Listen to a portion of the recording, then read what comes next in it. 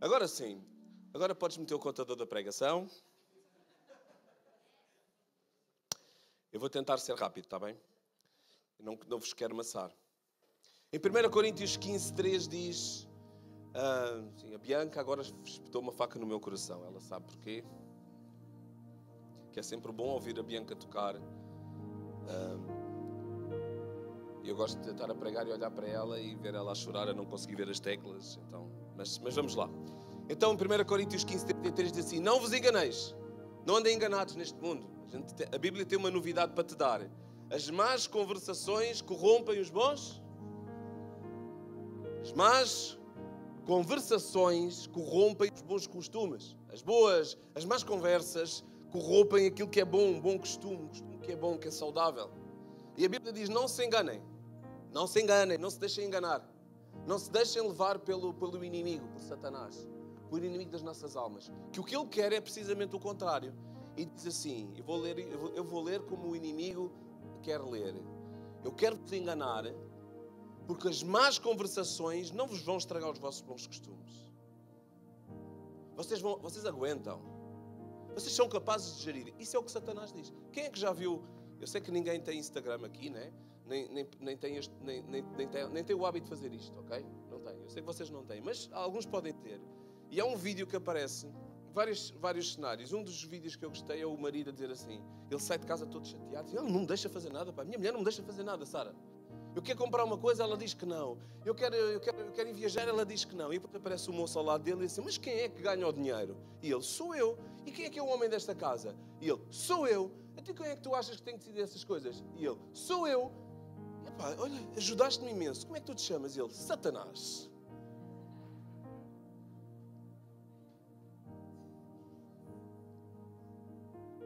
Não vos enganem, as más conversações corrompem. As más conversações interrompem aquilo que é suposto ser bom. A vida vai boa, a vida vai... Lemos a Bíblia, estamos a fazer coisas boas, o nosso coração está no sítio certo. De repente veio uma má conversação e pinha, corta ali o relacionamento. Então nós deixamos de estar ligados, vocês percebem aquilo que eu estou a dizer, ao céu. Salmo 1:3 diz assim, bem-aventurado o homem que não anda no conselho dos ímpios, que não se detém no caminho dos pecadores, nem se assenta na roda dos escarnecedores. Antes, o seu prazer está na lei do Senhor. E na sua lei, ele medita de dia e noite. Que é aquele tempo extra que a gente tem. De dia e noite. Todo o tempo. O seu prazer está na lei, está na lei do Senhor, está na palavra de Deus. E na sua lei, na palavra de Deus, naquilo que é o seu prazer, ele medita, ele investe. Ele, essa pessoa que medita, não a outra que se junta com os escarnecedores, ele é como uma árvore plantada junto a uma corrente de águas. E como todos vocês sabem, a árvore para crescer, a flor para crescer, mas a árvore neste caso precisa de ter alimento. E esta árvore está plantada, está ali junto a um rio que nunca vai parar de correr, que nunca vai parar de o alimentar. Que no devido tempo dá o seu fruto, e cuja folha não murcha, e tudo quanto ele faz será bem sucedido. Então nós vivemos neste mundo em que somos constantemente moldados pelas vozes que ouvimos, pelas pessoas com quem andamos e pelas decisões também que tomamos. Nós tomamos decisões e isso molda a nossa vida. Chama-se consequências. Não sei se vocês tinham reparado, mas há uma coisa que nos molda, que interrompe estes fluxos que nós temos de vida, que são as consequências. Fruto de decisões que nós tomamos, muitas das vezes elas frutos de influências que nós temos de pessoas à nossa volta, que nós nem sequer privamos, que é verdade. Nós temos influências de pessoas que nós não privamos, não conhecemos, mas deixamos que isso nos influencie e isso vai nos levar a tomar decisões. E também pessoas com que nós privamos, que nos ensinam coisas, que nos dão motivações e nós tomamos decisões e isso tem um impacto na nossa vida. Mas eu hoje quero te dizer que há um caminho diferente. Um caminho que pode transformar mesmo a tua vida. Eu sei que no bibliquês isto é uma coisa que é muito dito, não é? A palavra vai mudar a tua vida, porque muda mesmo a nossa vida, se nós fizermos o que a palavra diz. Não é só ouvir a palavra, nós temos que fazer o que a palavra diz. E a promessa do Salmo 1 a 3, no versículo 3, é que tu vais ser bem sucedido. As coisas podem correr melhor se tu fizeres como a palavra diz. Então nós encontramos este convite para separar-nos daquilo que afasta de Deus. É um convite. Ouça, isto é um convite que tu tens que aceitar hoje. E o desafio é este: aceita este convite. De tu te afastares das coisas que te afastam de Deus. A Bíblia faz-nos um convite para nós nos afastarmos das coisas, agora, das pessoas, dos hábitos, das rodas que te afastam de Deus e que te ligues a Ele. Então, isto não é só uma teoria espiritual, isto é um estilo de vida. E nós muitas vezes gostamos desta coisa dos estilos de vida. Um estilo de vida saudável. Então nós começamos a comer saladas, quinoas, sementes que a gente nem faz ideia o que é, mas alguém diz para a gente comer. Somos influenciados. E de repente estamos a ter um estilo de vida saudável. A palavra é o teu estilo de vida saudável. A palavra de Deus é o alimento que tu tens que te... É a quinoa da tua alma. Transforma. Eu não sei se vocês sabem o que é um influencer. Esta profissão, imaginem, uma profissão. É uma profissão que não existia de antes como profissão, mas existe. Há pessoas que são pagas e ganham dinheiro a influenciar outras. E são pagas e ganham dinheiro. Então está tudo bem, é uma profissão como outra qualquer. Posso não concordar com a influência deles e o que eles influenciam, mas é uma coisa nova, é algo novo.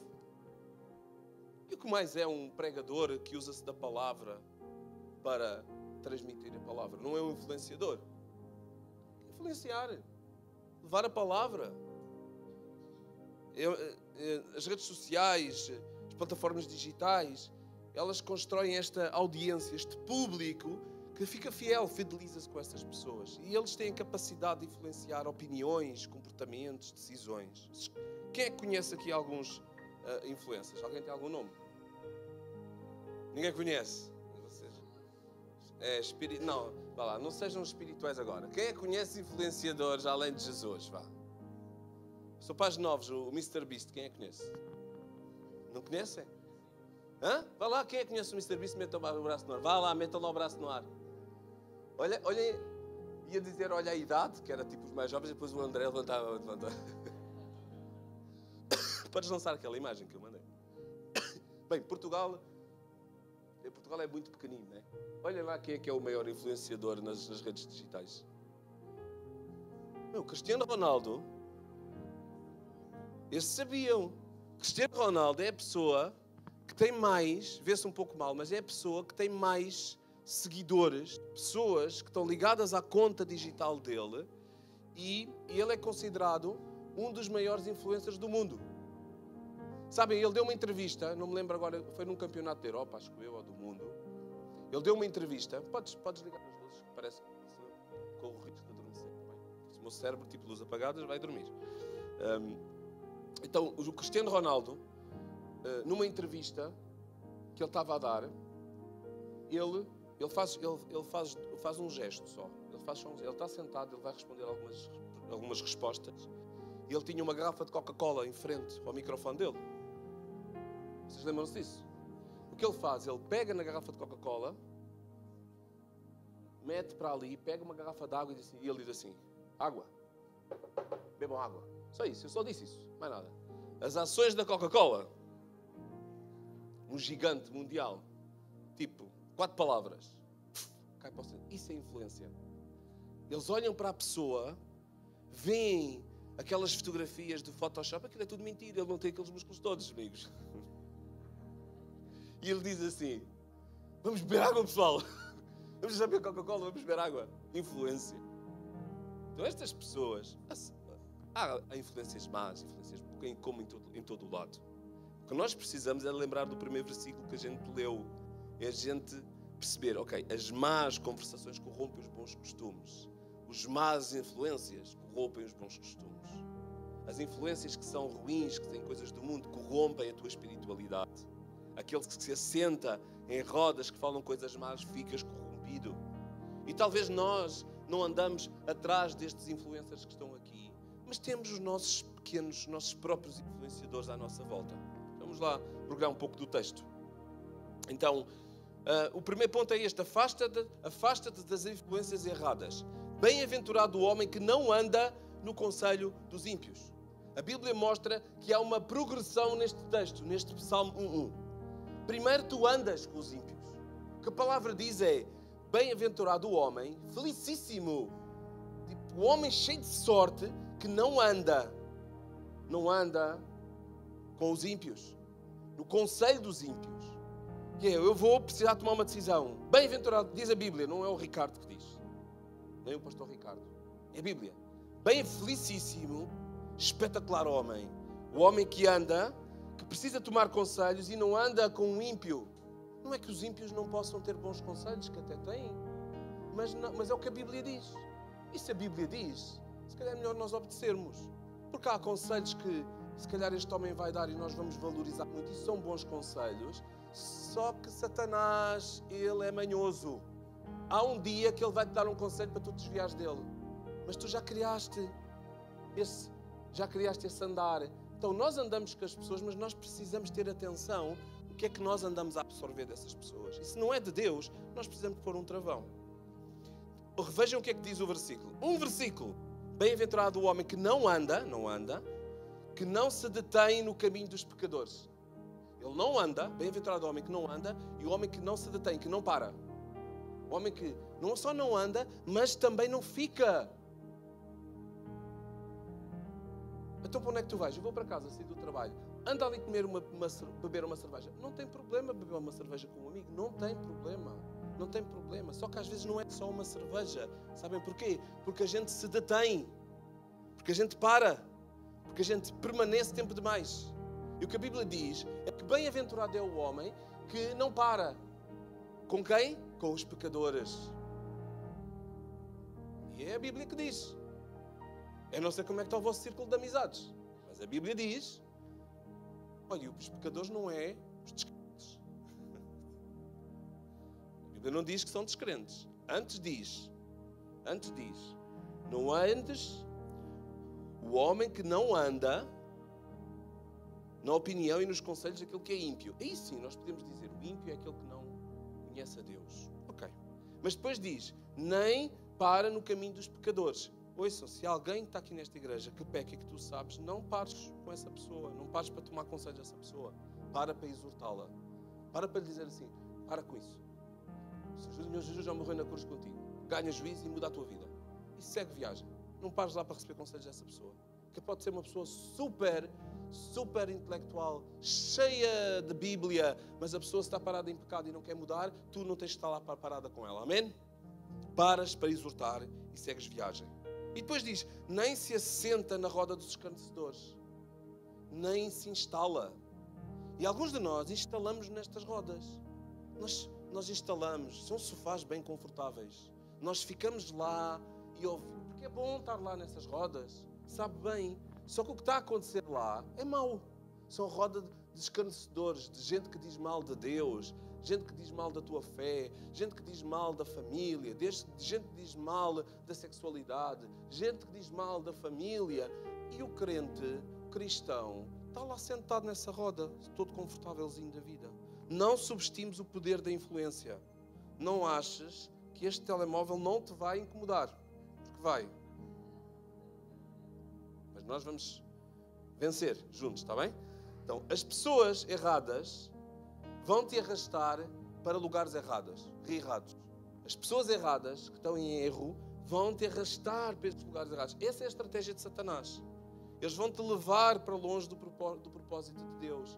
E não necessariamente vão te obrigar a matar alguém, a roubar, a fazer todas essas coisas super escuras que nós achamos que as pessoas fazem. Não. A pessoa lentamente vai-te dando conselhos. De repente passas a parar na tua vida para ouvires o que ela tem de dizer. Quando dás por isso, estás sentado no sofá com ela. E ele diz assim, isto de igreja não é bem isso que as pessoas dizem. Diz assim, se calhar tens razão. repensar a minha fé. Que demos espaço. Não subestimes o poder da influência. Segundo, enche a tua mente com a palavra de Deus. Deus diz-te de um lado, esvazia-te. Esvazia-te desse pessoal que não tem Deus. Tipo, não desse espaço. Se tens que estar com gente dessa, é para tu dizeres grandes verdades. É para tu imprimires o teu ADN. É para tu mostrares o teu Salvador. É para tu dares testemunho. É tu fincares pé. É ainda que tu estejas lá nesse lugar, daquilo torna-se uma roda de escarnecedores, tu levantas-te e sais. E dizes assim, eu não compactuo com isso. Eu, do meu trabalho anterior, eu tinha um trabalho fantástico, um trabalho de sonho. Quem é que gostaria de ter um trabalho, um emprego de sonho? De sonho para mim, porque a minha mulher diz que não era de sonho para ela, que eu não estava em casa, era de sonho para mim. Mas sabem, houve uma altura que eu tive que decidir, ou eu continuo sentado na roda dos escarnecedores e vou vendendo a minha alma aos poucos, vou abdicando, vou-me dilapidando da minha espiritualidade, daquilo que eu sou, daquilo que Deus já fez em mim, da obra que a gente fala aqui, que Ele vai construindo em nós.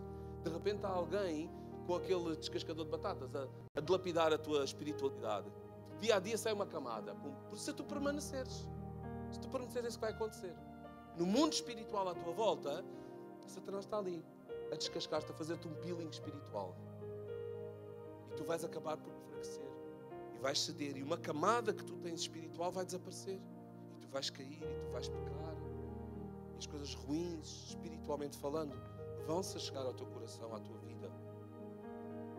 Então assenta-te na roda certa. Enche a tua mente com a palavra de Deus. Ele diz no versículo Salmo 2, antes, em vez de fazermos essas coisas que Ele diz para nós pararmos de fazer, Ele diz, antes, o teu prazer, aquilo que tu deves ter gozo, está na lei do Senhor, está na palavra. E na sua lei, essa pessoa na sua lei medita dia e noite. Ou seja, a palavra de Deus não foi feita e escrita para nós lermos ao domingo. A palavra de Deus não foi feita e escrita para alguém nos ler, ainda que pode acontecer, mas não foi feita. A palavra de Deus foi feita para nós caminharmos com ela, para nós andarmos com ela, para nós nos determos com ela e para nós nos sentarmos com ela. Se nós fizermos isso, nós estamos mais perto de Deus. Se nós fizermos isso, nós vamos entender mais algumas coisas, porque nós não entendemos tudo. Ouçam, nós que estamos aqui, nós não entendemos tudo, eu sei, e está tudo bem. Mas nós precisamos andar, parar e sentar com Deus. Quando? Em todo o tempo. No carro, no trabalho. Se tu és um caixa de um supermercado, quando não passa alguém, tu fechas os olhos e tu lembras-te do versículo. E medita o impacto. Vês alguém ser mal com alguém, ora por essa pessoa. Preenche a tua mente com a palavra, com Deus. E meditar não é esvaziar. Meditar não é a gente entrar num tipo de transe em que de repente o mundo vai embora, os problemas vão embora, só estou eu e aqui a minha mente vazia e vai ficar tudo bem. Não vai ficar tudo bem. Quando tu abres os olhos, aquela conta de água está lá para pagar. Mas se tu parares de sentares e com Deus e tu meditares, pensares na palavra, em vez de esvaziares a tua mente dos teus problemas, trazes a tua mente com Deus para dentro dos teus problemas. Deus, como é que eu vou reagir a isto? O que é que eu vou fazer? Deus, ajuda-me. E nós começamos a colocar dentro de nós, da nossa alma, aquilo que conhecemos de Deus. Que uns ainda é assim, outros é assim, um processo. E nós começamos a dizer, Deus, na tua palavra diz que tu criaste tudo, criaste os céus e a terra, tu és Deus. Jesus curou, Jesus mudou vidas. Consegues mudar montes, muda a minha vida. E nós começamos a trazer a palavra para dentro da nossa vida, dia e noite. É deixar que a palavra se torne o teu influência, a tua bússola, a tua fonte de força, a tua inspiração, a tua sabedoria. E quem anda na palavra, ele transforma-se, ele torna-se em alguma coisa. Então ele torna-se disciplinado. Porque há versículos que dizem, olha, Deus diz assim, olha, eu não te dei um espírito de covardia. Eu não te dei um espírito para andares a chorar pelos cantos. Não, eu não te dei isso. Mas olha, eu dei-te um espírito de poder, de amor e de moderação. Modera lá isso. Modera lá aí as tuas crises. Cria lá disciplina aí nas tuas emoções. Então, mas tu confias que eu sou Deus ou não sou Deus? E vocês acham que Deus não fala assim com vocês? Fala. Deus não é aquele Deus que está sentado com as mãos assim juntas que nós vemos nas imagens. E que Deus está a dizer assim, acorda, rapaz, já estou farto de dizer, eu sou Deus Todo-Poderoso, controla-te. Então, nós lemos a Bíblia e ouvimos Deus falar isso connosco. Cria uma disciplina em nós, organiza as nossas ideias, organiza o nosso íntimo. Deus cria diligência.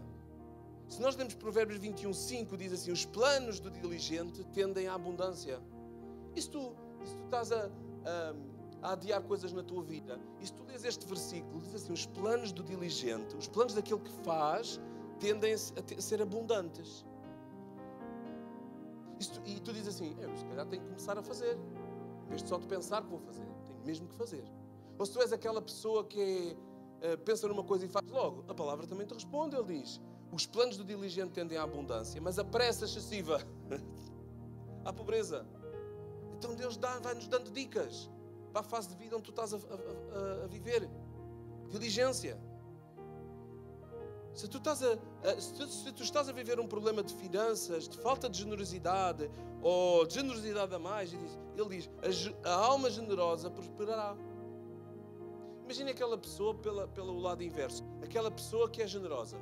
A pessoa tem possibilidade financeira, tem capital.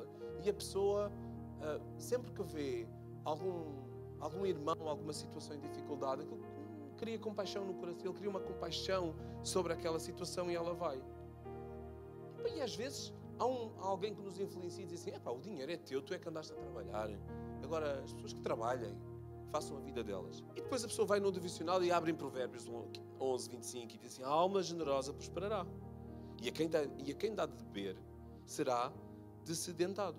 Quem dá de beber, Deus vai alimentar. Deus vai dar. Se tu dás de beber a alguém, quando o teu coração te impela a isso, e tu podes fazer isso, no dia que tu tiveres sede, a promessa é esta, que Ele vai te dar de beber, porque tu deste de beber a outros. Sabedoria. A Bíblia diz, se nós quisermos sabedoria, temos que fazer o quê? Pedir a quem? Pedir a Deus. E às vezes andamos na vida, o que é que eu vou fazer, Carlos, da minha vida? O que é que eu vou fazer? Vou ler um livro, eu vou às redes sociais, eu vou ao ChatGPT, eu tenho este problema com o meu patrão, o que é que eu faço? Ele vai-te dar uma saída. Não, ora ao Senhor, pede por sabedoria.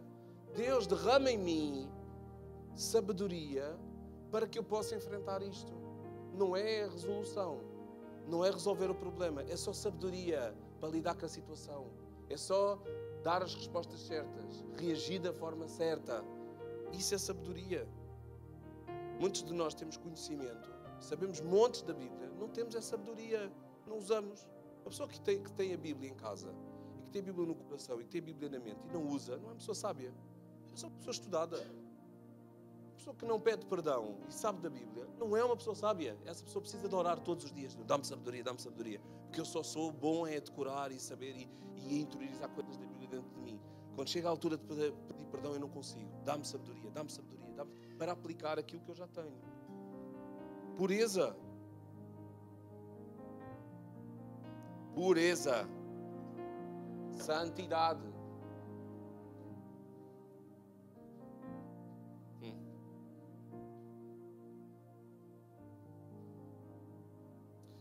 Nos jogos de computador, eu vi isto este fim de semana e fez-me sentido. Quando os miúdos jogam nos jogos de computadores, e os garotos também, normalmente o jogador tem sempre algumas características, ou seja, tem sempre um indicador de como é que está a sua vida, ou seja, a sua qualidade de vida no jogo. Se ele ainda tem muito poder ou pouco poder, se ele tem o quê? Mais o que é que aparece nesses jogos? O status, se é um jogador novato ou é um jogador já muito maduro. Sabem, o que vocês têm sobre as vossas cabeças, e aquilo aparece às vezes mesmo assim ao lado do jogador. O jogador vai andando e aquilo está ali ao pé dele, que é para eles saberem. E fez muito sentido. No mundo espiritual, tu tens esse avatar em cima de ti. Um avatar espiritual. Deus sabe o teu status.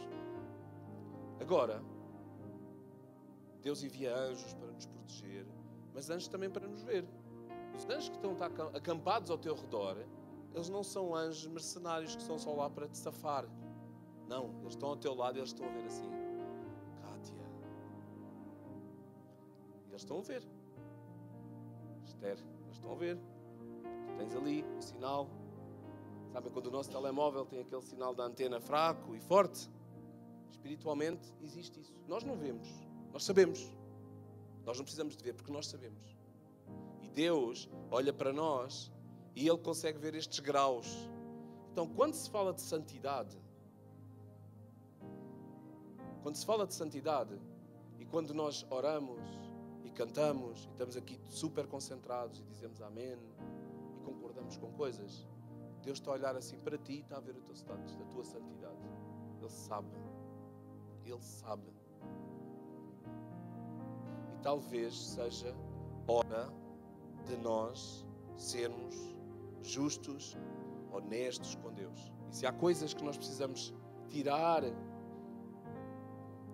expor da nossa vida a alguém para que nos ajude, nós devemos fazer.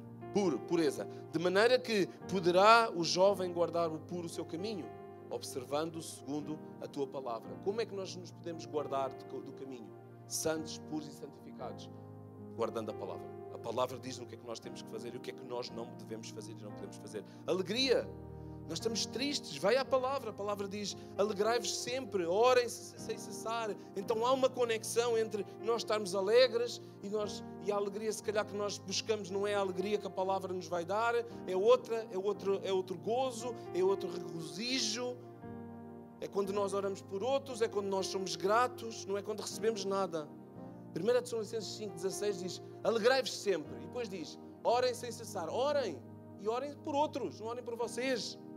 Em tudo dai graça, agradeçam tudo o que já têm. Não diz, alegrem-se sempre, peçam, sejam pedinchões, peçam e sejam chatos com Deus. Não, tirem o vosso foco e apontem para outra, façam mira para outros lugares.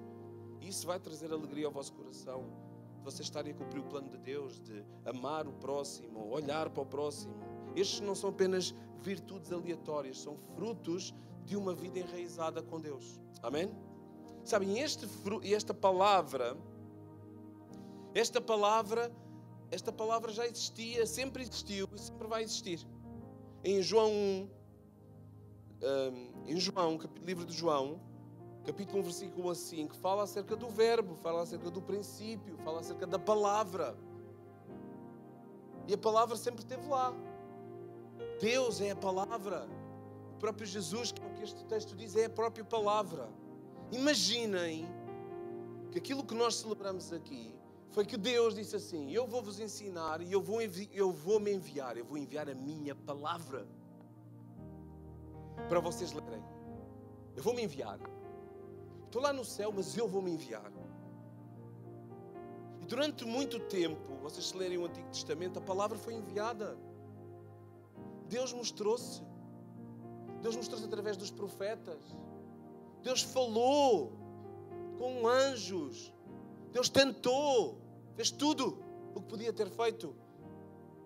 Mas não era suposto ser assim. A palavra tinha que ser encarnada. A palavra tinha que viver ao nosso lado. Ouçam, Deus enviou a palavra em Jesus para que Ele andasse conosco. Jesus andou com os discípulos. Lembram-se daquele versículo que nós lemos? Salmo 1? Ele andou, caminhou com os discípulos. Ele andou. A palavra andou. Se vocês virem a série do Chosen, que é uma ilustração daquilo que acontece, vocês vão ver Jesus a deter-se, a parar com os discípulos. A parar no meio do caminho. Vamos sentar, vamos conversar. Deus enviou a palavra que sempre existe e sempre vai existir à terra para andar, para se deter. E é claro que Jesus se sentou. Sentou-se à mesa, sentou-se no meio do caminho, sentou-se numa pedra, sentou-se com a humanidade para que ela pudesse receber a palavra. Então, quando nós nos detemos na palavra, estamos-nos a ligar com um plano que é divino. Uma palavra que já existia, que existe e que vai sempre existir. E Deus deu-nos este exemplo, encarnou o próprio Filho, para que nós pudéssemos caminhar com Ele, para que Ele pudesse viver as mesmas coisas, as mesmas tentações, as mesmas ambições, mais ou menos, e não pecar e ser santo. E diz assim, se vocês me viverem, eu que sou a palavra, então está tudo bem. Vocês são filhos de Deus, como eu sou. Podem ser chamados filhos de Deus, mas têm que viver como eu vivi, aqui. Deus diz assim, já não tem desculpa. A palavra habitou com vocês. Ele andou ao vosso lado. Vocês não têm desculpa de dizer isso. Isso é muito fácil, é lá no céu, não é, Luizinho? No céu que tudo é bonzinho, é muito fácil. Não, Jesus não esteve no céu. Jesus esteve na terra. Esteve a viver cara a cara com o inferno. Como nós vivemos. E Ele venceu. E é com este Jesus que nós temos que caminhar todos os dias. Amém? A palavra que devemos caminhar já andou connosco. E continua a andar. E graças às Escrituras, palavras escritas, homens, uma palavra escrita ao longo de séculos, 3 continentes, 3 idiomas. Uma palavra que mostra a Bíblia que tu tens na tua mão, digital ou em papel, ou o que seja. Mostra o caráter, que expectativas é que Deus tem para ti, o plano da salvação, a forma como devemos de viver, o caminho que nós temos que trilhar para estarmos de volta à comunhão com Deus. Para que nós possamos ligar a nossa vida com aquilo que existia lá no momento da criação, onde o Verbo estava ali com Deus. Estavam ali.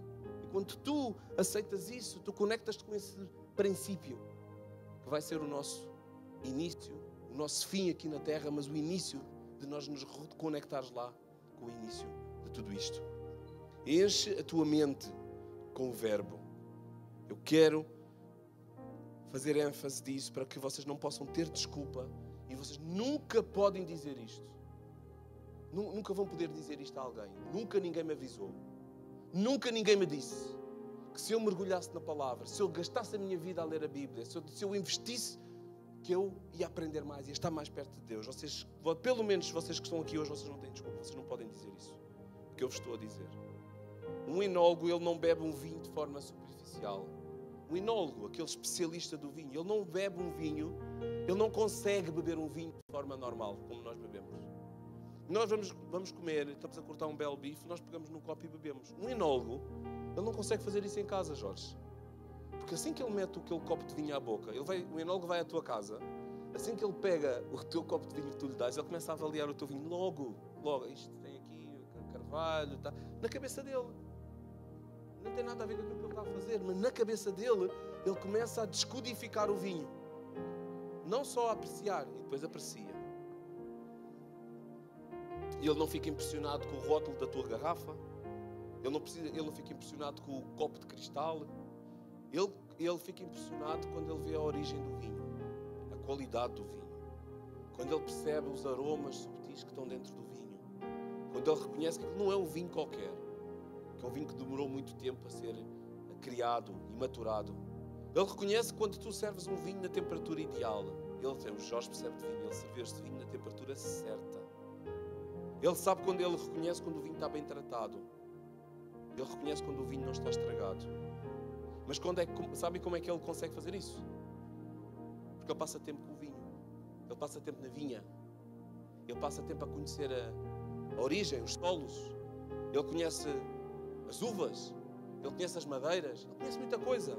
Então ele não se deixa enganar. Quando ele bebe aquele vinho, ele sabe. Só quem passa tempo com o Verbo, só quem conhece os aromas da palavra, só quem conhece o solo da vida, só quem se deixa mover pelo Espírito conhece o coração do Pai. É capaz de discernir aquilo que está a comer. Só vais conseguir discernir se uma coisa é de Deus ou se não, se tu passares tempo com Deus. Podes comparar. Não passas tempo com Deus, é só a tua opinião, que vale muito pouco. Por último, planta-te perto das águas. A pessoa que faz isso, ele é como uma árvore plantada junto à fonte. Imaginem que é o quê? Eu sei que vocês vão adorar. Vanessa, eles vão adorar. Nós acordamos de manhã, saímos do nosso quarto e temos uma máquina multibanco ali ao nosso lado, todos os dias, cheia. Não adoraram a ideia?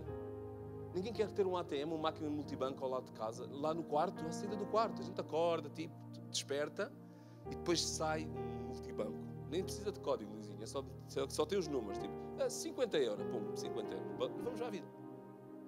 Isso resolvia muito problema. Vocês não ficaram excitados com a ideia? Eu fiquei super excitado com a ideia quando eu pensei. Isto resolvia logo, tipo, a vida da manhã começava muito melhor, não era? É uma conta para pagar, está aqui, pão. Mas falta mais multibanco. Está aqui. Sabem? O O que este versículo quer dizer é que se nós andarmos na palavra, nós temos este ATM espiritual, temos este multibanco da fé sempre perto de nós. É isso que esta árvore faz. A árvore está junto da palavra. A vida está difícil, a água viva, alimenta-se, revigora-se.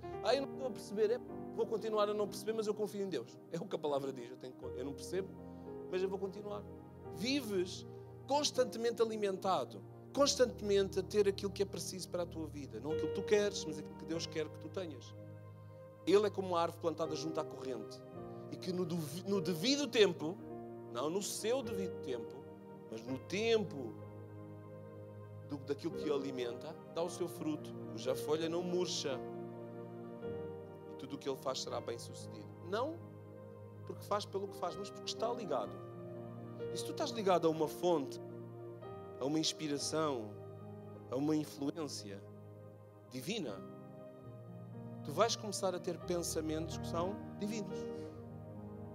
Quando a Bíblia diz, se nós pedirmos que Deus nos vai dar tudo, se estivermos ligados.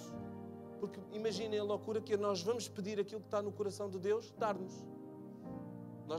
Iago, nós não nos vamos lembrar um dia de manhã a dizer assim, Deus, dá-me um Ferrari vermelho. E sempre quis ter um Ferrari vermelho. Isso não está no coração de Deus. E se tiver, amém. Mas tudo vai fazer diferença se a água que está a entrar nas nossas raízes vai trazer ao nosso coração pedidos que Ele próprio quer dar. E nós, Deus, dá-me um coração puro. E Deus dá. Deus, ajuda-me a dizer não. E Deus dá. Coragem. Intrepidez. Deus, dá-me coragem para não ser fraco, para não ser mole. E Deus dá. Deus, dá-me coragem para ser o homem. Vocês sabem que houve um retiro da Alcateia. Está tudo aqui a ferver dentro. Eu sou o homem da nossa casa. Quer tu queiras, quer tu não. Eu ouvi. A Bíblia diz-me isso.